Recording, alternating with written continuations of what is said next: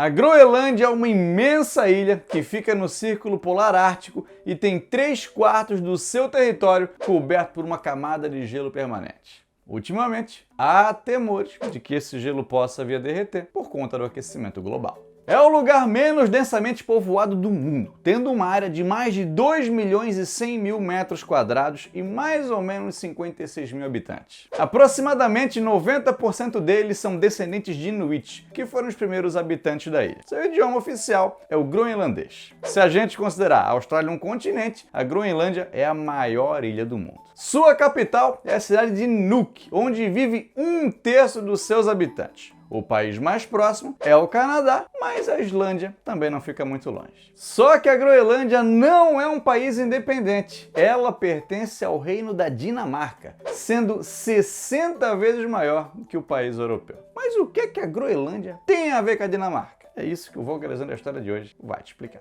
A gente já falou aqui antes que aqueles povos que a gente conhece como vikings já chegaram aqui na América um bom tempo antes do Colombo, no ano de 1021.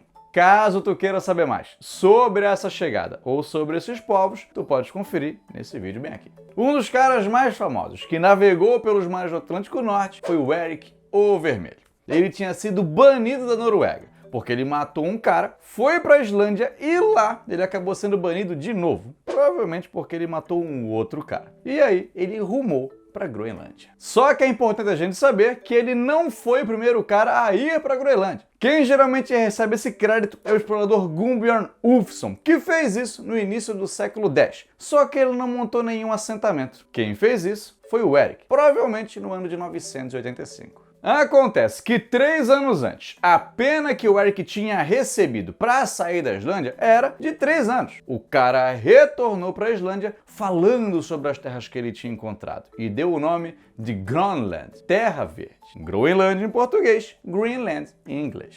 Alguns defendem que ele chamou essa terra para atrair moradores para ela, enquanto outros dizem que ele realmente tinha visto pastos verdes na região. Cortesia do clima naquela época. Pô, se ele foi pra chamar a galera, puta propaganda enganosa. Não é? Galera, quando tem uma terra verde sinistra, chega lá gelaço. Cara de sunga, biquíni. Com a boiazinha de Flamingo aqui já.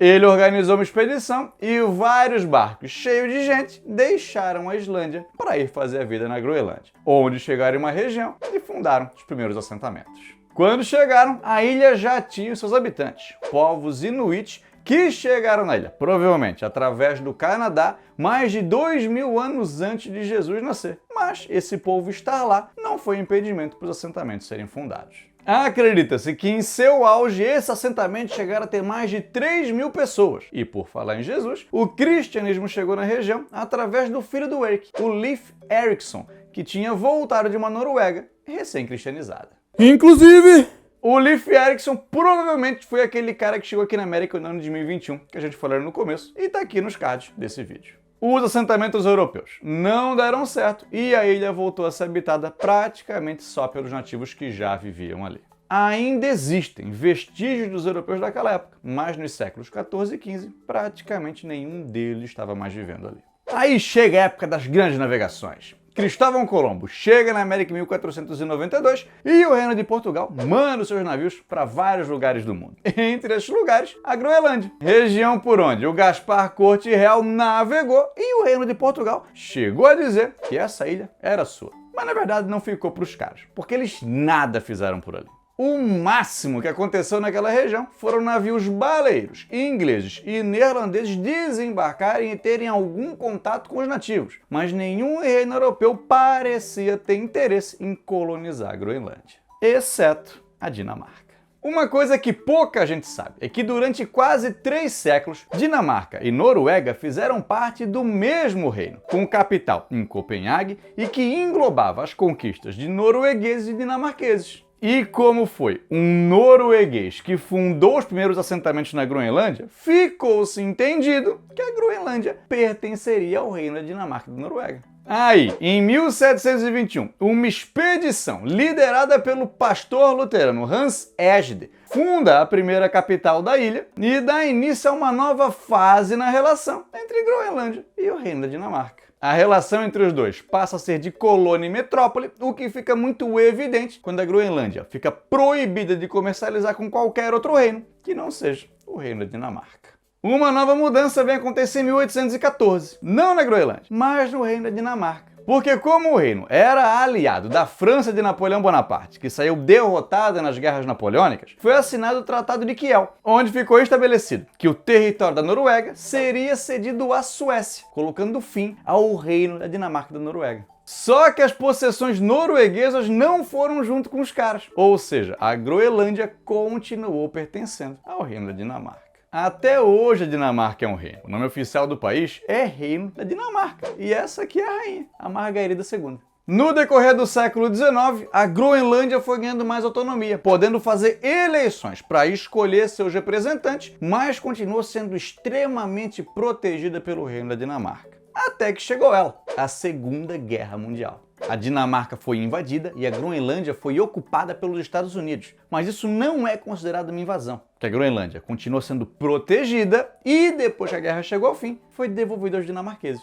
Esse período mudou bastante coisa entre os dois, e os groenlandeses passaram a reivindicar cada vez mais por mais autonomia. Em 1953, ela deixa de ser uma colônia e passa a fazer parte do reino, ganhando um governo próprio a partir de 1979. A Groenlândia tem um parlamento próprio para lidar com questões internas e 2 representantes no parlamento dinamarquês, mas qualquer decisão internacional precisa passar pelo crivo da Dinamarca. A maior indústria da Dinamarca é a pesca, mas o país também ganha uma grana exportando óleo de baleia, o que não significa que a ilha consegue viver sem a ajuda financeira da Dinamarca, que todos os anos dá um apoio correspondente a mais da metade do orçamento anual groenlandês. Há outras questões sociais sensíveis que envolvem a ilha, como a alta taxa de suicídios, HIV e também do alcoolismo. Há poucas estradas na ilha, então o meio de transporte muito comum são os barcos, só que durante invernos mais rigorosos, as águas congelam e esse transporte fica inviável. E em 2020, o então presidente dos Estados Unidos, Donald Trump, disse que queria comprar a ilha. A resposta do governo dinamarquês foi dizer que ela não está à venda, mas se levantou dúvidas de por que os Estados Unidos queria comprar esse território.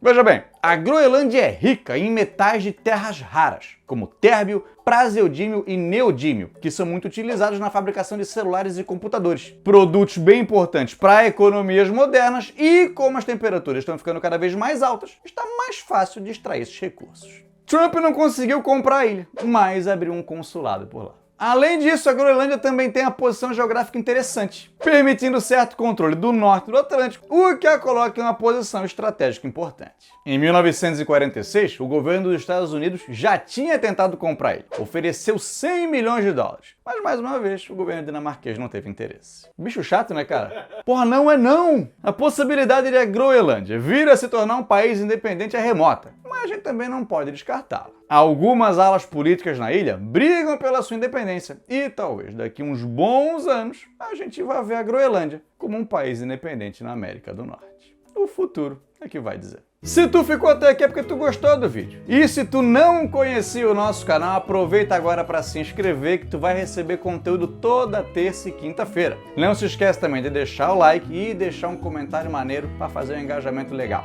Aproveita também para conhecer o nosso material fora do YouTube. Segue a gente ali no Instagram e confere também o nosso podcast. Pode ser no teu agregador de podcast preferido ou então também aqui no YouTube. Caso tu já conheça e goste do nosso trabalho, tu podes apoiar o Vulgarizando a História assinando um plano ali no PicPay ou então fazendo uma doação de qualquer valor através do nosso Pix. A chave é o nosso e-mail e tá aqui na descrição do vídeo. Um beijo, vamos lá.